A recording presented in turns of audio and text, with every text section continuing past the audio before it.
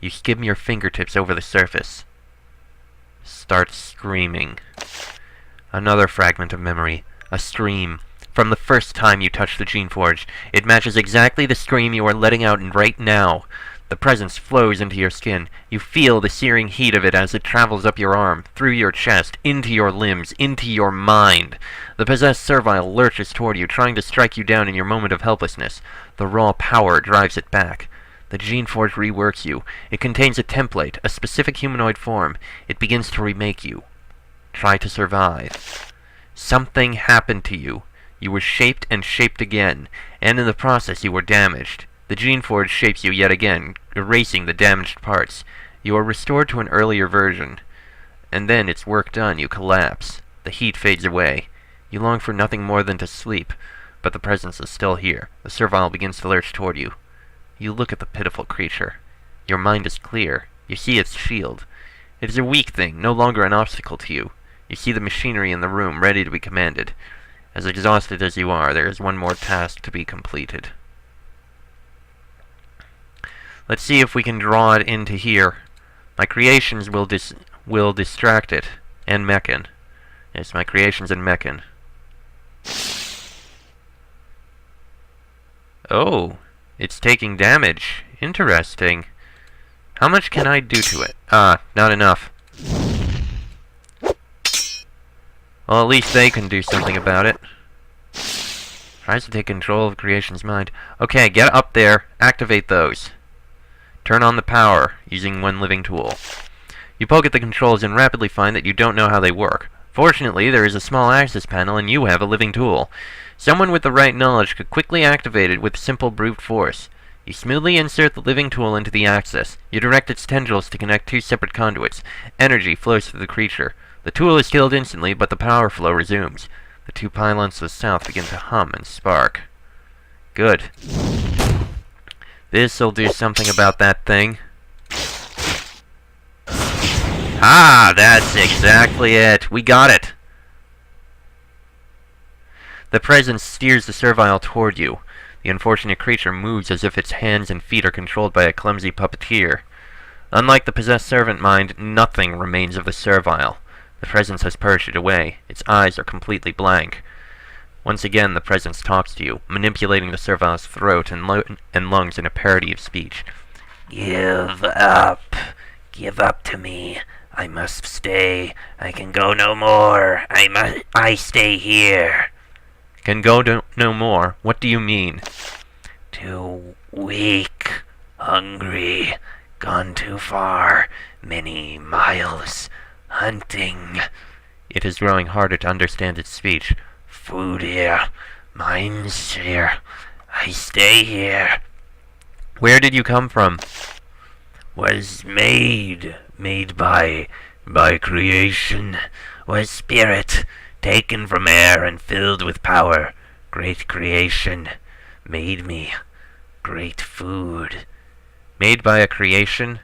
That makes sense. A loyal shaper would never create a necromantic monstrosity like this. Their laws forbid any such work. My maker commanded me. I hungered. What did you do? Took its mind. Mighty mind. It was not ready, not defended.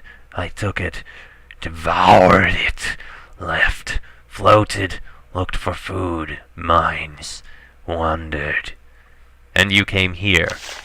Many creations. Many minds. Much food. Went so far. So hungry. Stay here, never go. Always feed. Meccan makes a strangled, gagging noise. She's almost overcome by disgust with this creature. You hurt me. I kill you. I stay. Maybe I can convince you to move on? Too tired, too hungry. No, go. Stay. Stay always. The servile lets out one final screech. It lurches at you, recklessly waving its blade.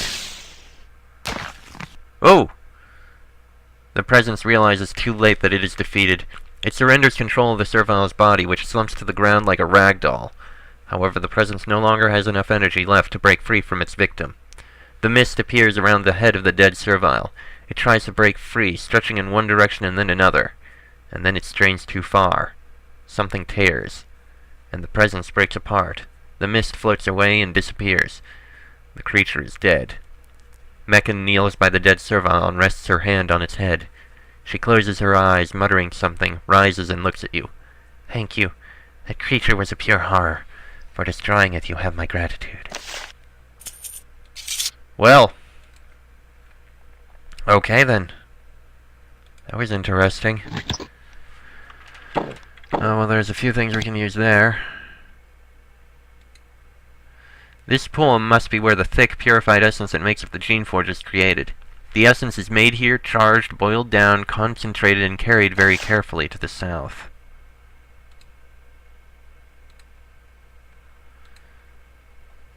This is a pool of essence. Glowing red essence, charged... Okay. You still don't remember much about the Geneforge, but you do recall one thing. It is incredibly dangerous. You survived contact with it once. Letting it shape you again would be suicidal. Yeah, we'll leave it be. Take those. Take... Let's see. Heavy chitin armor. It's actually better than the chainmail vest. Yes, please. Let's see. Grounded shoes. Plus 3 armor, plus 10 energy resistance. I think we'll keep the nimble sandals for a while. Bronze short sword. We will sell that.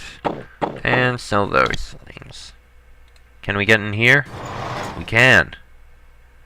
Ah, control room. And various other items in here, including a venom baton, a couple bile-infused crystal, ice-infused crystals, essence pods, and a beautiful crystal.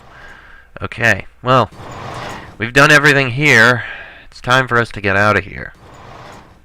We need to inform Rawal of everything.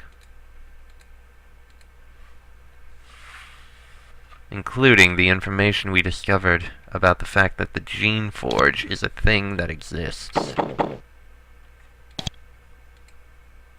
Will you open? Thank you. Oh!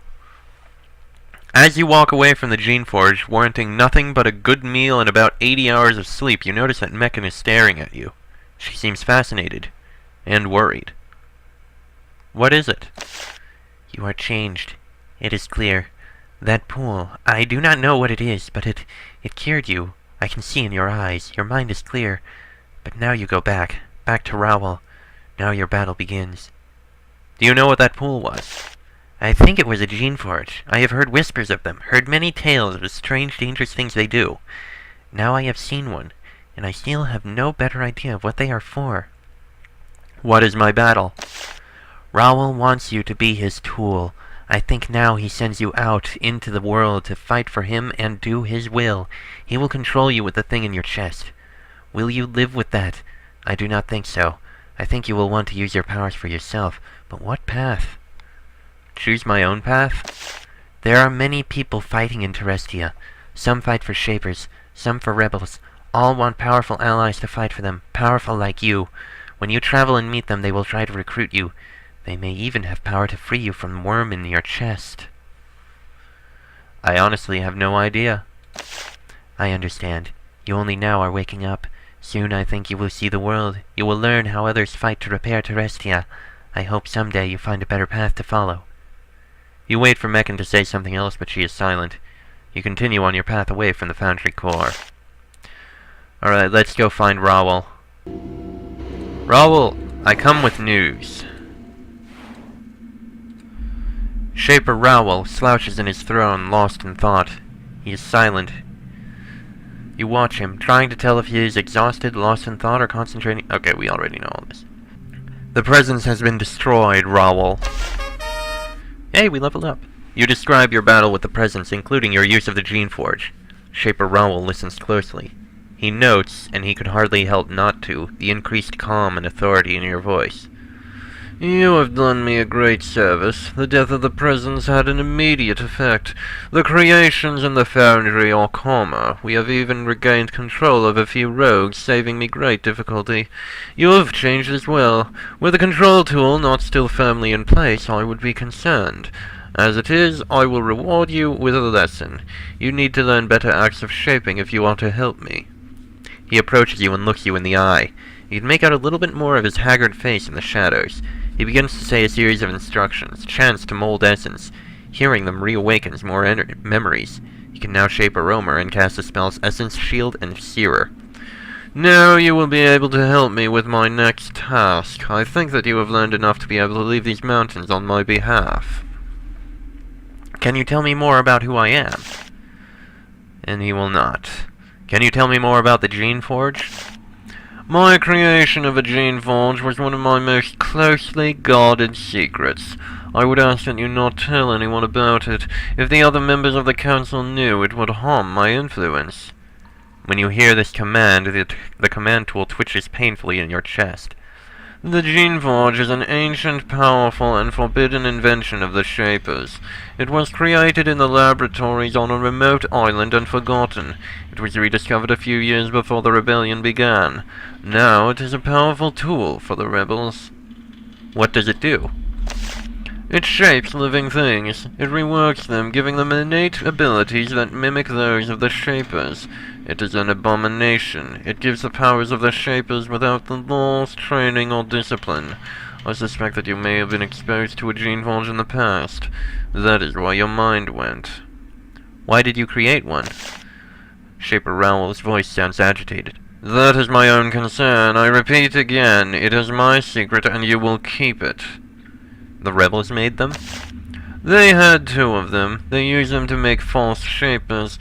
We were able to destroy one of them in a place called Southforge Citadel, but the other evaded our grasp. What has been happening in the war? Stalemate. Okay, I think he didn't tell us about this. Stalemate. Long, grinding stalemate. We strike them, they strike us. All the outsiders and lesser creations suffer. As things stand, the two fronts are in the Maritev and the Storm Plains. Although, thanks to the Unbound, no Shaper land is truly safe. Tell me about the Maritev. There have been a few battles there lately. My cowardly fellow councillor, Astoria, has made it clear to the rebels that she wants peace, so they do not attack her. They want her to stay strong. The Maritev is thus rotten through with rebel spies and Unbound. Quiet for now, waiting for the chance to strike. Tell me about the Storm Plains. That is the main battlefield where most of the blood is shed. General Alwyn, the only stalwart in the council, rules there. I would admire his resiliency if he were not an idiot. He actually thinks that the rebels can be defeated and that things can go back to the way they were. He has the strength and the tactical knowledge to hold the forces of the Drakons back, but that is all he can do. Alwyn is a member of the council. He wasn't before. And there are 7 council members now, so at least 3 council members have died in this war. What are the Unbound? The ultimate creation of the Drakons that rule the rebellion. Enormous, devastating, almost mindless creations. They slip over the front, find an innocent city, and lay into it. They cause enormous destruction, and the Drakons seem to have a limitless supply of them. Yes, that is concerning. What is my next task? I have good news for you. I am sending you out of the White Spires. You can put these miserable frigid mountains behind you for a time. I am sending you to the Maritev. Those lands are ruled by a fellow member of the council, an agent named Astoria. A weak excuse for a Shaper who wants to submit to the rebels and reward their insolence with victory. There is, I believe, a hidden route through the Maritev. It is called the Shadow Road. Rogues use it to escape from Shaper lands to the realm of the rebels. It is a series of tunnels through old Shaper mines and laboratories. Find the western and eastern entrances. Tell me where they are. This information can be useful, if nothing else, than to embarrass Astoria when needed. When you think you have found an entrance to the Shadow Road, be sure to step inside to verify it. Don't feel the need to explore deeply, though. I suspect that the rebel defenses are considerable. He removes a scroll from his robes and hands it to you. I made sure to prepare these papers of passage. They identify you as a Shaper. I bent the truth a little there. They will get you anywhere in Central Terrestia. Astoria aids the rebels? No, she ignores them when it suits her purpose. Less of a crime, but just as harmful to the Shapers. Where are the entrances?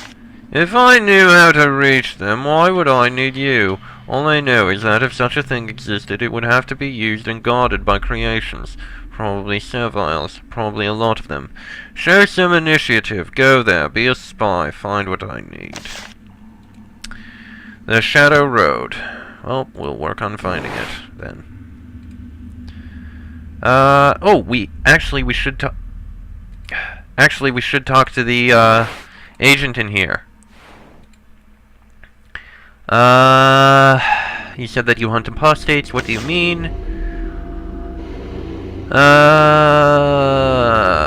That's not it. Why are you here? Is there any way I can help you? Agent Alurha looks at you sharply. You want to assist me? Normally I would refuse. However, I am trapped here for a time, and there is work that needs to be done. She takes out a note, folds it over, seals it with wax, and hands it to you. This is an introduction. Take it south to the city of Mara and hand it to Agent Michelin. She may require aid. Very well, Alurha. Thank you. We'll be sure to do that. I don't think there's anything else we need up here at the moment. But there are some quests we need to do down in, complete in Manala. Let's see, I believe we have a quest to turn in here. I killed the Fiora for you, the green-spotted one. That is a relief. I expect orders to come through asking us to grab it alive any day now. A shaper will be angry, but my soldiers will stay alive. She gives you a pouch of silver coins. I have one more thing you can do. Do it and I can give you something even nicer. What can I do? One of my soldiers was lost in the Western Corps, cut off from his patrol by a swarm of worms. His name's Tal. He's probably dead. He's good, but there's a lot of rogues in there. Find him, or his body. Well, I did actually find him a while ago. Did he make it back safely? You tell the captain what happened. She nods. He made it back. Scratched, beaten up, burned with acid, but alive. We have you to thank for that. You've earned this reward. She presents you with a ring and a pair of pods. She also shakes your hand. And I just remembered, we also leveled up! A while ago, I think, but still, we leveled up. Since we're going out into other territories, I want to bring it up to 10, at least. So, I'm going to do that. So, sue me. I want the better... yeah. Yeah, so sue me. Blah. Increase mechanics. That works. What the hell, we'll put 1 point in luck as well. We have a lot of essence. Wow. Actually, I think we can use it to... yeah, I'll improve my creations a bit. Why not? There. And we have some things to sell. So we'll do that. Actually, you there. Do we have... is there anything you need to know? No, his business is still private. And he's just a bodyguard. Ooh, now that I think about it, there was actually someone in the east that needed our help. So we'll go speak to him, actually. And then we'll probably end the episode. You! Yes, you. I believe you needed help. Can I trade with you? Ah, that was it! We can trade with him. Bar of iron, blessing crystal, various interesting stuff, but nothing we actually need. Okay. Okay, so we're good. Alright, next episode we will start finding our way into the Maratev. This is going to be interesting. Yes, finally we'll be out of this cold, miserable area. But that'll be in the next episode, so until then, I am Chester44, that is E, King, Meccan, and Shuriken. This has been a Geneforge 5 Let's Play, and I will see you all next time.